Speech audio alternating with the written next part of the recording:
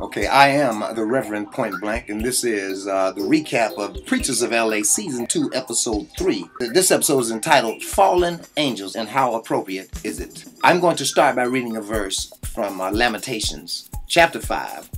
I advise that you read the entire chapter, you get a better understanding of what's going on. I'm going to start reading at verse 16. The crown is fallen from our head. Woe unto us that we have sinned. Okay, let's get busy. The church is consequently losing the building. People are fleeing. People aren't coming back. And I think it would be a tragedy for me not to go and do something about it. First of all, I'd like to get the story straight. They said that it was cold-blooded murder, this preacher in Louisiana, that was killed. Well, I did a little checking on my own. I found out that the preacher was sleeping with the deacon's wife. Having sex with his wife the entire time. I don't know how long it was going on, but I imagine he was working side by side with him, looking up to the pastor. Came to find out the man was sleeping with his wife. He went into the church, hot-blooded murder, shot him, walked up on him, and shot him again. Now, quite frankly, Pastor, this is not far from where you are.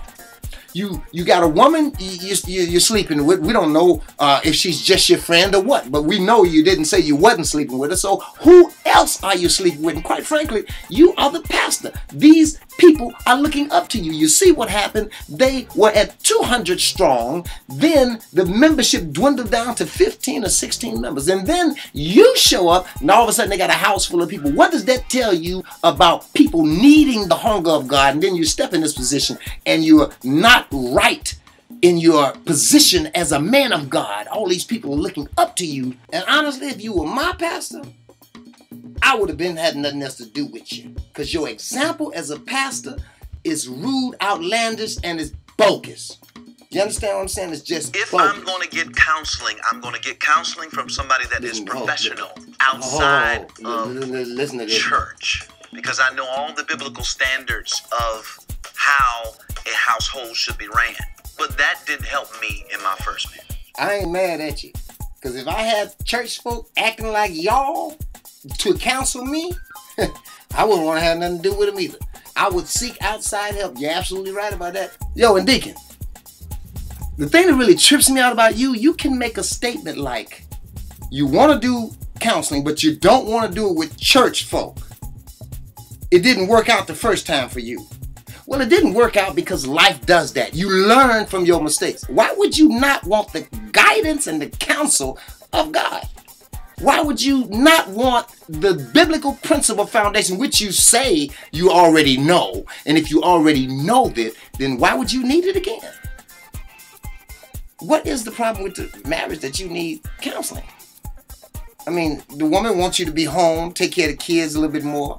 You talk about that's not a man's job. The man's job is to make sure there's peace and harmony in the household. That is your job. And whatever you got to do, wipe feet, change diapers, cook, clean, you got to do that. That's what a man does.